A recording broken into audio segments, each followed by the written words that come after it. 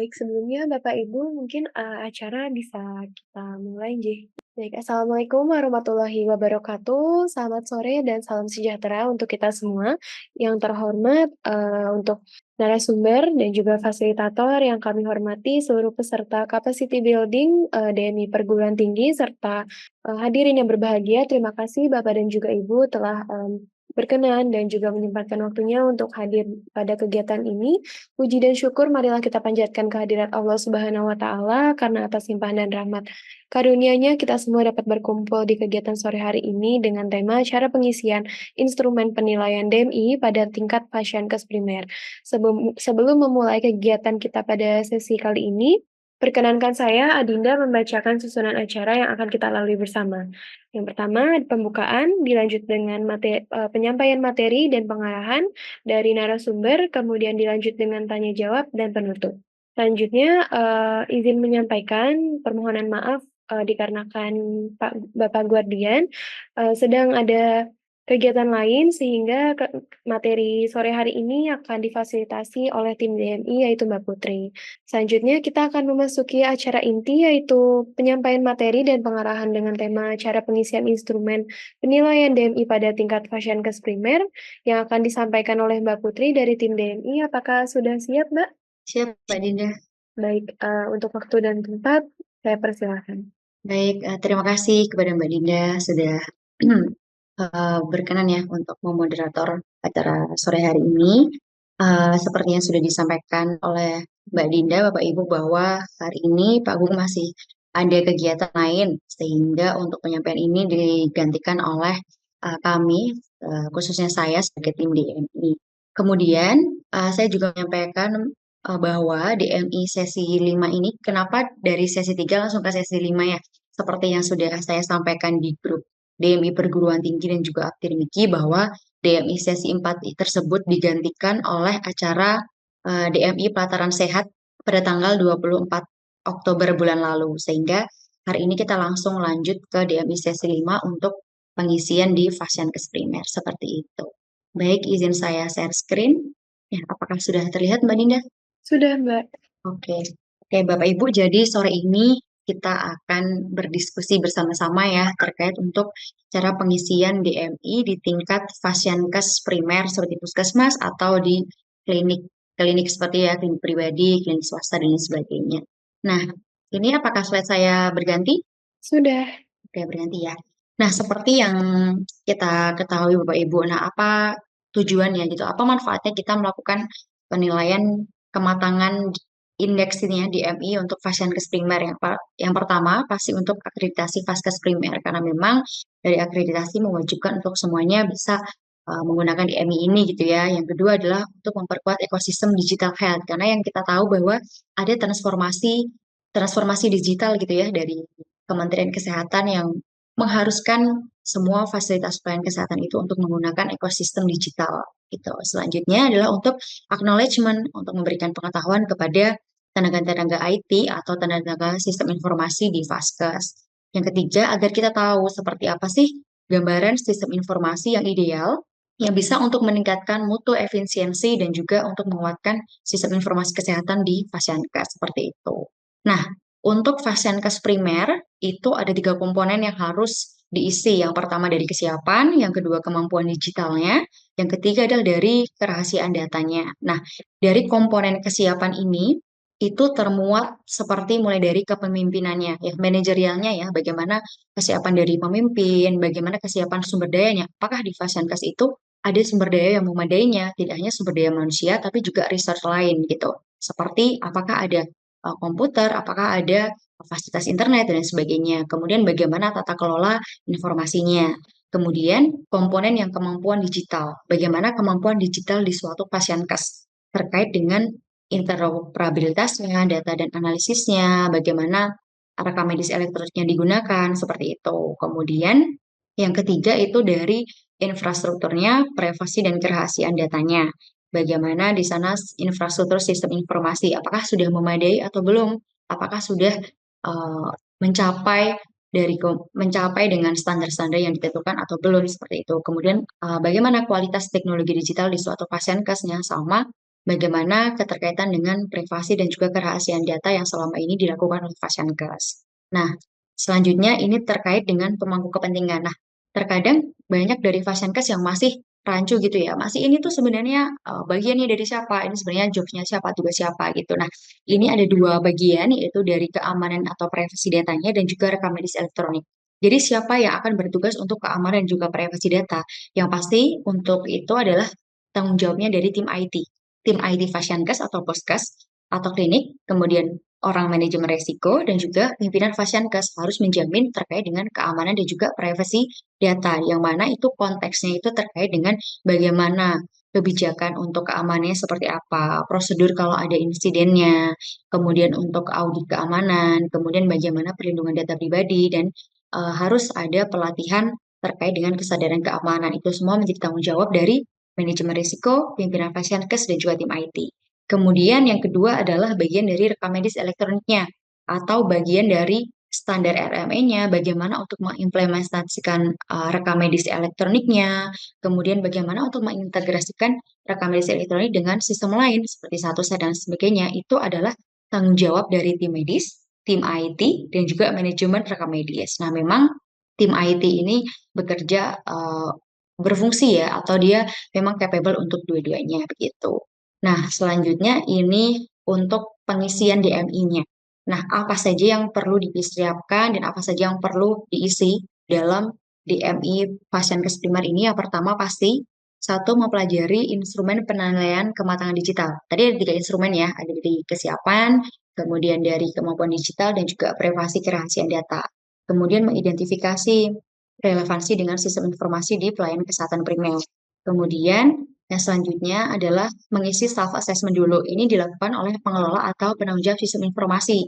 Yang tadi ya, yang ada tim IT, ada orang rekam medis gitu, yang mana nanti akan berkoordinasi dengan pemangku kepentingan yang lain gitu. Kemudian yang terakhir adalah untuk finalisasi skor akhir dan menentukan tindak lanjut untuk memperkuat sistem informasi pasien kes. Apabila sudah ada skor akhir dari DMI, sejauh mana sih skor dari pasien kes tersebut? Apabila memang belum memenuhi skor kematangan digital, itu bisa dijadikan sebagai tindak lanjut ataupun masukan ya, ataupun informasi untuk kegiatan selanjutnya.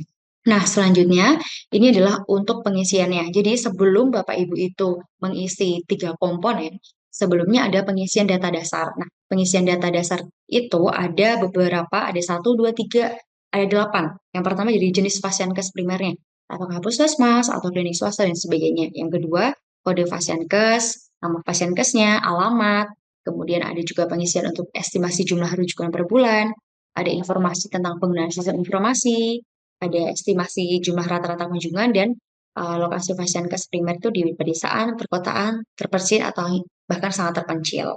Nah, selanjutnya setelah Bapak Ibu melakukan pengisian data dasar, baru melanjutkan pengisian untuk kuesionernya. Nah, setelah ini akan coba saya paparkan ya, akan coba saya demokan di web DMI Kementerian Kesehatannya. Nah, untuk pengisian kuesionernya ini ada tiga bagian atau tiga sheet yang harus memang diisi. Yang pertama dari komponen satu hingga komponen 3. Ya, kemudian total pertanyaan 38 pertanyaan. Nanti seperti jawab ABCN ya. Jadi menceklis gitu. Yang mana sih gitu. Pasien ke sini sampai yang mana untuk pertanyaan pertama gitu. Nanti tinggal di checklist. Tapi di sampingnya itu ada kolom untuk menulis catatan khusus ya. Kalau memang kenapa di komponen satu nomor satu itu pilihannya adalah checklistnya yang ke 5 gitu misalnya gitu. Kemudian oke, ini saya coba untuk ke webnya ya. Oh ya, sebelum ke webnya mungkin menyampaikan ini dulu scoring ataupun level. Jadi scoring atau level, jadi scoring di AMI itu ada persyaratan bahwa semua parameter itu harus terisi minimal 80%.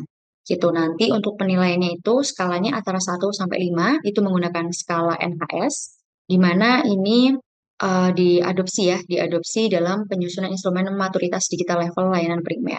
Kemudian untuk komponen 2, nah ini untuk parameter komponen 2 itu dia berbeda, tapi dia skala penilaiannya itu dari 0 sampai dengan 7. Kalau tadi ada yang dari 1 sampai 5, kalau ini dari 0 sampai dengan 7. Begitu. Kemudian ini adalah untuk output visualisasi. Jadi ini adalah hasil hasil akhir ketika si DMI itu sudah terisi. Nah, ini ada dashboard tingkat kematangan digital layanan primernya. Oke, kita coba langsung sign in dengan akun demo. Mungkin Mbak Riri bisa memberikan akun demonya Mbak agar dicoba oleh Fasiankes, oleh Bapak Ibu yang ada di Zoom. Nah, jadi ini yang tadi output visualisasi dashboardnya Bapak Ibu. Kalau di depan, karena ini memang belum saya pilih, coba saya pilih di kita pakai contohnya untuk nasional. Nah, ini belum ada data, berarti belum diisi ya. Nih, kita coba lihat dari rumah sakit ini. Kemarin, yang sesuai dengan DMI kemarin ya. Kita coba pilihnya. hmm, Karena ini cut off datanya Desember ya. Biasanya kita melihatnya jadi memang untuk pelayanan primer ini eh, berbeda dari rumah sakit dan juga Dinkes karena memang belum belum terisi begitu ya, Mbak Riri dan juga Mbak Dina. Nah, di bagian kolom chat itu ada akun demo yang bisa digunakan oleh Bapak Ibu untuk mempraktekkan demo hari ini. Nanti untuk pengisiannya di titik 3 di bagian atas. Di bagian atas ini ada tombol multifungsional ya, ada entry data, dashboard, dan sebagainya. Kita klik di bagian entry datanya. Nah, kemudian di bagian entry datanya ini sudah sesuai ya, unit organisasinya adalah puskesmas, kemudian datasetnya itu mikro primer, kemudian untuk periodenya dipilih periode 2024. Nah, nanti akan muncul tampilan seperti ini, Bapak Ibu. Nah, di sini sudah ada informasi terkait apa saja tujuannya untuk pelayanan kebatasan digital, bagaimana untuk langkah-langkah melakukan penilaian mandiri. Nah, kemudian ini yang tadi interpretasi hasil DMI-nya. Ada dari level 0 sampai dengan 5. Level 0 ini tidak tersedia. Maksudnya di sini itu memang berarti belum ada penggunaan teknologi digital di layanan primer. Sedangkan fase 1 itu fase inisiasi. Berarti penggunaan teknologi digitalnya itu hanya sesuai kebutuhan, tapi tidak terkontrol.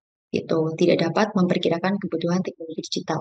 Hanya sebagai penggunaan sistem dari pusat. Jadi ikut ikut ini ya teknologi yang digunakan dari pusat begitu, belum mengikuti RME dan sebagainya. Kemudian kalau level 2 atau fase dasar, nih pelayanan pasien. Jadi kalau di level 2 itu si pasien untuk pelayanan pasiennya juga sudah mulai dilakukan dengan teknologi digital gitu. Kayak misalkan billing dan juga klaim pelayanan itu sudah mulai menggunakan digital. Tapi kalau level 1 tadi belum gitu. Kemudian kalau fase perkembangan, nah kalau fase perkembangan itu tidak hanya di billing atau klaim pelayanan, tapi juga terkait dengan manajemen seperti logistik dan juga farmasi. Kemudian level 4 itu fase terbentuk. Fase terbentuk ini sudah lebih kompleks ya, sudah ada surveillance dan sebagainya. Nah, kalau level 5 itu fase transformatif, itu itu sudah maksimal ya, sudah menggunakan telemonitoring, sudah ada IOMT dan sebagainya. Nah, kalau untuk tadi interpretasi yang tingkat RME layanan primer itu ada dari 0 hingga tingkat 7 itu. Kalau kalau yang ini kan level DMI. Nah, kalau yang bawah ini Bapak Ibu ini adalah tingkatan dari penggunaan RMI-nya di Fasiankes primer gitu. Nah, ini kemudian nanti kalau Bapak Ibu sudah membaca dari petunjuk yang bagian depan, Bapak Ibu bisa mengklik next di bagian bawah. Nah, ini adalah pengisian data dasar yang sudah disampaikan tadi, seperti jenis fasilitasnya apa. Nah, ini ada puskesmas rawat inap, puskesmas non-ranap, ada klinik utama, dokter praktek mandiri, atau lain sebagainya. Kemudian lokasinya di mana, apakah di perkotaan, pedesaan, atau terpencil. Kemudian nanti diisi dari jumlah tenaga medis, dan lain sebagainya, hingga ke pemangku kepentingan dari sistem informasi yang terlibat dalam penilaian maturitas digital. Baru kalau sudah lengkap, nanti bisa di next kembali. Di next kembali, nah ini mulai untuk pengisian dari masing-masing komponen. Jadi hanya ada 3 komponen ya, dia pasien kesulitannya lebih sedikit. Gitu. Nah ini dari pertama tadi komponen 1 ada kesiapan layanan primer. Ini ada pertanyaan pertama, itu apakah fasilitas pelayanan kesehatan primer sudah memiliki rencana tahunan untuk melakukan adopsi tenaga digital gitu. Nah ini Bapak Ibu bisa diklik. Ini yang paling atas itu adalah nomor 1, nomor 2, 3, 4, 5. Jadi sesuai dengan level-level yang ada di depan tadi pengisiannya. Nah, ini Bapak Ibu bisa memberikan catatan khusus. Mungkin Bapak Ibu bisa memberikan catatan khusus seperti alasan. Mengapa? Atau mungkin hambatan ya. Hambatan atau mungkin alasan mengapa masih ada mungkin di level 1 ataupun 2 seperti itu. Itu bisa ditaruh di catatan khusus. Nah, ini langsung bisa diklik seperti ini. Ini dilanjutkan sampai dengan sampai dengan banyaknya pegawai. Kemudian bisa dilanjutkan untuk komponen 2 dari kemampuan digitalnya, sistem informasi, dan bisa sampai ke komponen tiganya. Kalau untuk pengisian, eh, saya rasa memang cukup ini ya, cukup simpel mungkin nanti untuk pengisian di pertanyaannya yang mungkin butuh untuk berdiskusi dengan manajemen atau dengan petinggi-petinggi dari fasilitas primernya seperti itu. Nah, kemudian karena tadi tidak ada ya output visualisasinya, saya coba tampilkan yang di PowerPoint. Nah, ini untuk nanti outputnya jika semuanya sudah melakukan pengisian Bapak Ibu. Jadi ada level maturitasnya, oh masih sampai 2 atau sudah 5 gitu. Kemudian dari tingkat adopsi RME-nya. Kalau tadi tingkat kematangannya kan 1 sampai 5 ya levelnya. Nah, ini contohnya ada yang masih di level 2,83. Kemudian yang ini yang di tingkat adopsi itu kan tingkatannya ada 1 sampai 0 sampai 7. Nah, ini sampai di tingkat 3 seperti itu. Nah, ini per grouping parameter ya, nilai-nilai dari per komponen. Nah, ini untuk output visualisasi dashboard di awal tadi dalam bentuk grafik seperti ini. Nah, ini memakai contoh yang di Nikas ya, Bapak Ibu, karena memang yang Vasankes primer ini belum. Jadi nanti akan ada status ya, akan ada status secara keseluruhan di rekam medis elektronik puskesmas di satu sehat. Totalnya tuh yang level 1 tuh berapa banyak gitu. Yang level 2 berapa. Nah, ini nanti ada dari 3 daftar. Ada dari RME PKM yang terdaftar, terintegrasi, atau terkoneksi. Seperti itu. Nanti totalnya berapa. Nah, ini yang akan dinilai di akhir nanti untuk kematangan digital ini. Apakah kematangan digital RME di puskesmas itu sudah sesuai dengan target atau belum seperti itu. Kemudian ini ada dashboard untuk feedback. Ini dashboard untuk feedbacknya. Kemudian benchmark juga ada. Jadi dashboard feedback dan benchmark itu bisa tahu gitu. Misalkan nih dari umpan balik, kalau misalkan Bapak Ibu di Vaskes Primer itu menemui ada beberapa kendala, nanti di sini ada umpan balik dari si pusat dari Kemenkes ya, pusat Kemenkes dari yang mengatur DMI ini harus seperti apakah untuk kendala yang dialami seperti itu. Kemudian ini mungkin beberapa potensi kendala yang mungkin akan dihadapi ketika menerapkan DMI di Vaskes Primer ini adalah yang pertama kesulitan untuk memahami instrumen penilaian gitu ya. Ada perbedaan pemahaman definisi operasional antara sistem informasi dan juga mungkin tenaga medis, antara tenaga medis dan juga orang RME gitu ya. Kemudian bisa jadi memang kondisi ini tuh tidak relevan dengan kondisi pasien kes primer saat ini seperti itu. Kemudian ada juga akses yang sulit terhadap sistem elektronik yang ada seperti itu. Nah, ini untuk alamat dashboard DMI Kemkes yang bisa Bapak Ibu akses dengan akun demo yang sebelumnya sudah disampaikan. Baik, sepertinya hanya itu Mbak Dinda. Sudah selesai untuk penyampaian pengisian DMI tingkat Vaskes primer karena memang topik ini hanya terkait dengan bagaimana mengisi instrumen DMI tingkat Vaskes primer. Saya kembalikan ke Mbak Dinda. Baik, terima kasih kepada Mbak Putri atas pemaparan yang sangat informatif terkait dengan cara pengisian instrumen penilaian DMI pada tingkat Vaskes primer. Selanjutnya, kita akan memasuki sesi tanya jawab kepada Bapak dan juga Ibu yang memiliki pertanyaan. Dipersilakan untuk mengajukan pertanyaan secara langsung atau bisa melalui kolom chat. Dipersilakan Bapak dan Ibu. Menginformasikan kembali kepada Bapak dan Ibu bisa mengisi link presensi yang telah di-share oleh panitia di kolom chat. Sepertinya memang kalau untuk pengisian ini sudah familiar ya dari Bapak Ibu karena memang DMI seri Hotox ini sudah berkali-kali dilakukan ya Mbak Dinda ya dari yang ada pengantar dan lain sebagainya gitu. Jadi memang mungkin uh, dari Bapak Ibu di Zoom sudah sangat familiar gitu dengan cara pengisian DMI. Mungkin paling nanti seperti yang disampaikan di chat itu ada terkait dengan kendala-kendala seperti itu ya Mbak Dinda ya. Dan nanti kendalanya akan kita sampaikan ke dokter guardian, yang nanti dokter guardian menyampaikan ke pusdatin seperti itu ya Mbak Dinda ya.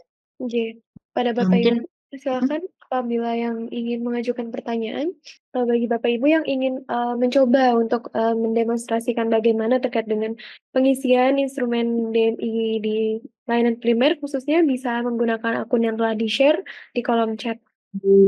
Baik, diinformasikan kepada Bapak dan Ibu yang belum memiliki akun DMI di fasilitas kesehatan primer masing-masing dapat mengajukan permohonan dengan mempersiapkan kode Fashiankesnya.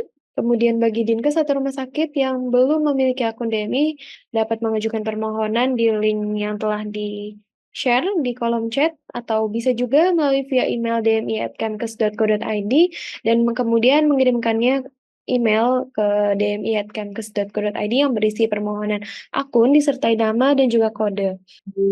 Kemudian terkait materi, nanti akan kami share dalam format link Google Drive yang akan di-share di grup WhatsApp. Nah, izin Mbak Dinda, apakah boleh share screen kembali untuk menampilkan ini contoh dari yang bukan akun demo gitu yang bisa terlihat? Baik, silakan Mbak Putri. Apakah sudah terlihat, Mbak? Sambung, Mbak. Oke.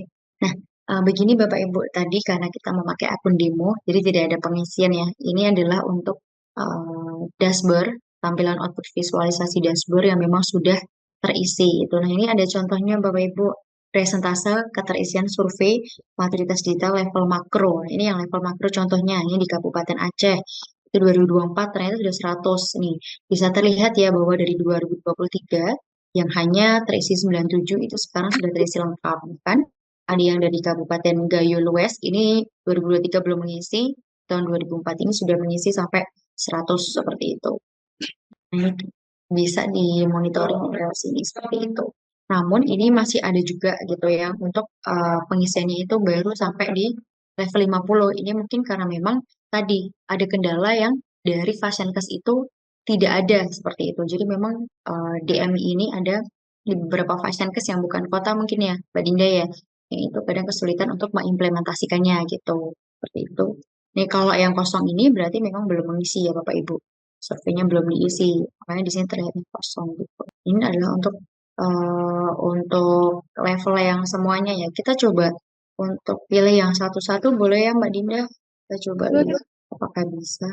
Yang tadinya makro, ini saya coba perlihatkan yang misalkan rumah sakit gitu aja ya, rumah sakit yang Kemkes. Hmm.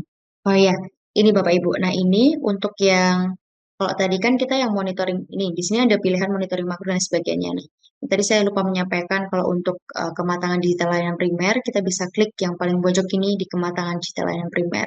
Kalau kita bisa dilihat kalau memang level maturitasnya itu masih di 2,83 dengan tingkat adopsi di 3,3. Seperti itu.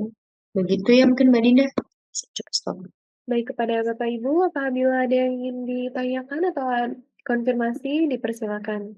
Oh ya Mbak Dina mungkin ini untuk pengisian DMI ini deadline-nya tuh sampai kapan gitu Mbak Dina agar Bapak Ibu di sini terinformasikan. Untuk batas pengisiannya mungkin di bulan Desember atau di akhir November ini, jadi kepada Bapak Ibu yang memang belum mengisi terkait dengan Digital Maturity Index ini, dipersilakan untuk melakukan pengisian sesuai dengan kondisi Paskesnya masing-masing. Tuh, oke sepertinya sudah tidak ada apa yang akan ditanyakan lagi Mbak Dinda mungkin bisa dicukupkan untuk ditutup. Baik, sebelum kita menutup kegiatan kita pada sore hari ini, mungkin kita bisa lakukan dokumentasi bersama-sama bagi Bapak Ibu yang um, tidak berhalangan untuk mengaktifkan kamera, dipersilahkan. Ya, mungkin dokumentasi bisa kita mulai ya Mbak Putri.